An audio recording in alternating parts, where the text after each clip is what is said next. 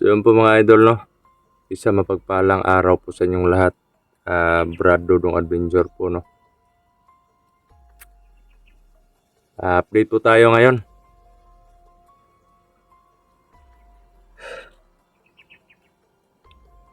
Andito po ako sa sa dati kong bahay. Yun, ang lumo ako sa nakita ko dito sa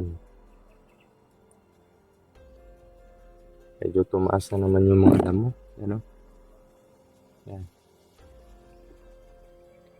Hindi pa tapos. Pero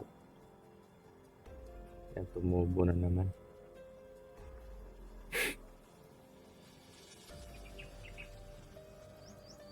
Si Brother Max at si Brother Jerome,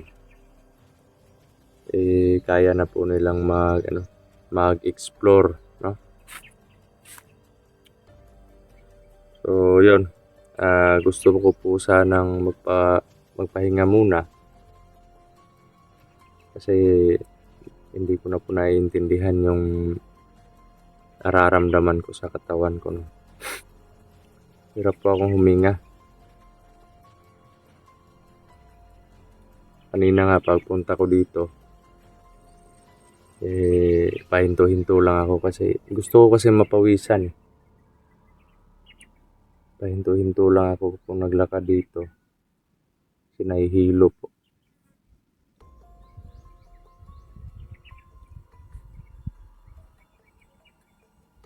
At may bad news po tayo. Noong mga nakaraang araw, may nawawala pong 3 bata. 3 bata, nabalitaan lang po namin yun. Nabalitaan ko po. Tapos, noong isang araw na naman, mula nung pagkawala ng 3 bata, dumaan lang yung mga 2 araw, isang araw ba yun? Kinagabihan, 4 na bata na naman yung nawawala, no?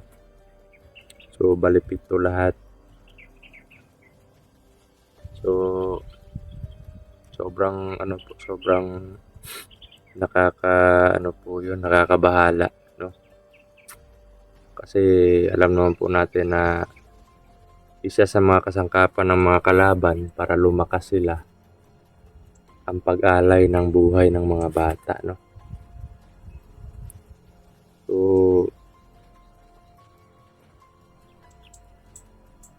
naisip ko po na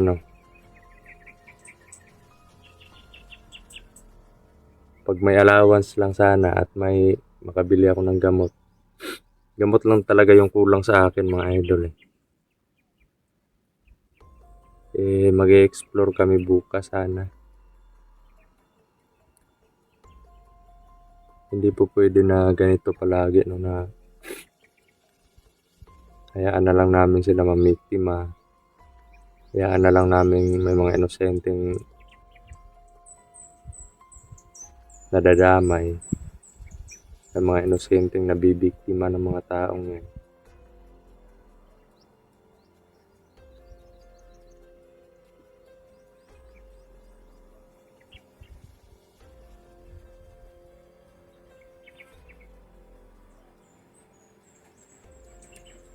At yun, isa din po sa sinadya ko dito.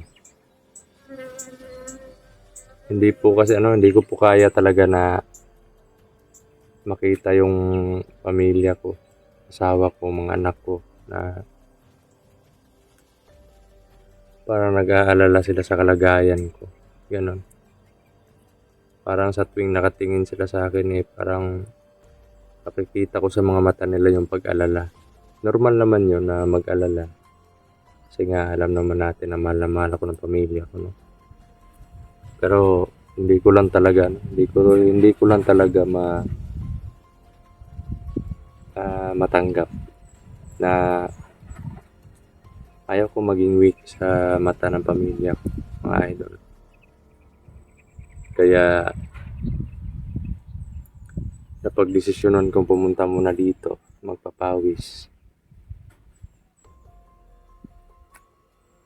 At nang sa ganun makita ko din yung sitwasyon dito. Safety naman, wala naman ako nararamdaman na ibang presensya.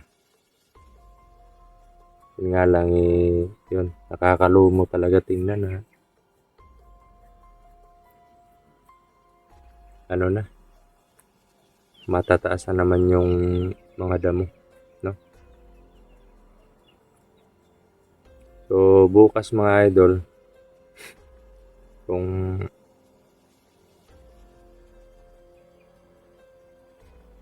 may lang talaga, may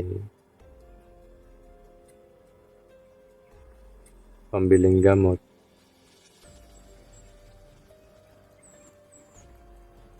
at pati pagkain namin konti na lang din para sa pamilya.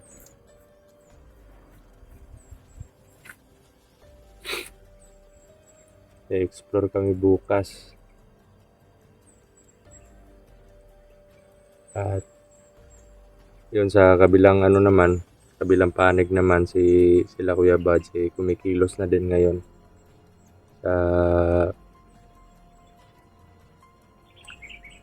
sa pag-i-explore, no, para din ma-rescue yung nasa kamay ng mga kalaban.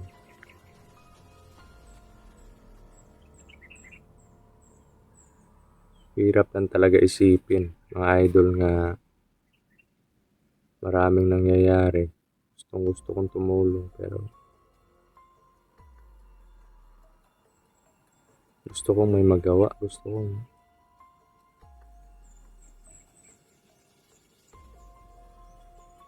Ayaw kong tawagin yung sarili ko na wala akong silbi.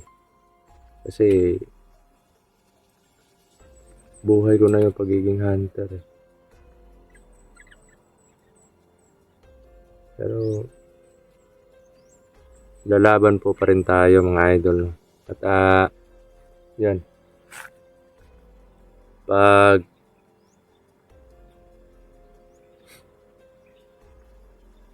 Paano lang ako makabili ng gamot, explore tayo bukas.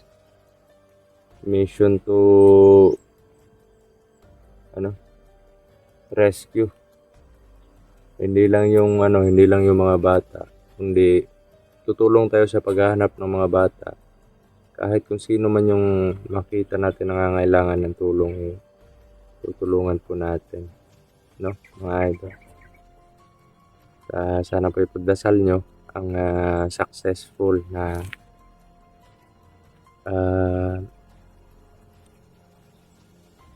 exploration, no, or mission successful. So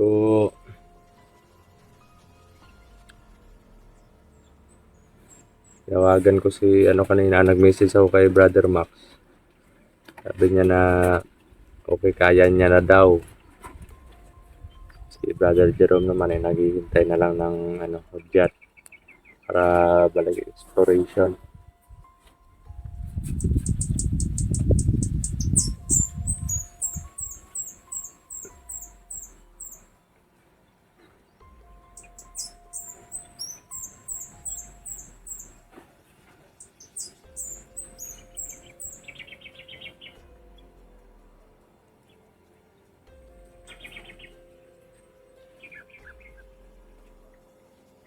Ganda po pakinggan ng simoy ng hangin tsaka yung huni ng mga ibon. Parang kung isa sa buhay mo siya, parang buhay na normal at walang gulo. Parang ini-enjoy mo lang yung moment na malaya ka, nagagawa mo lahat na gusto mo para sa pamilya, ganun.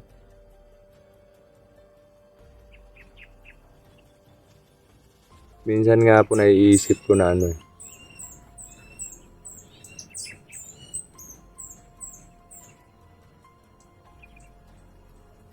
kahit simpleng buhay ng isang ibon, makakalipad man pero nasa delikado pa rin. Kaya kahit yung ibon lumalaban pa rin, no? Yung mga ibon lumalaban pa rin. Dagitin man ng mandaragit,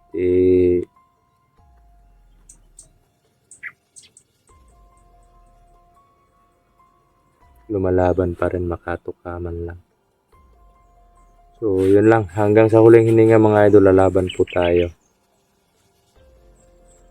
At po, supportahan nyo po. Pagdarasal nyo ang exploration po namin. At hindi lang po sa amin, pati na po yung lahat ng mga hunters, no? At yun, hanggang dito lang po muna yung update natin. At God bless po. Mag-ingat po kayo palagi. Dito po si Brad Dudong Adventure ang nagsasabi, mahal na mahal ko po kayo lahat.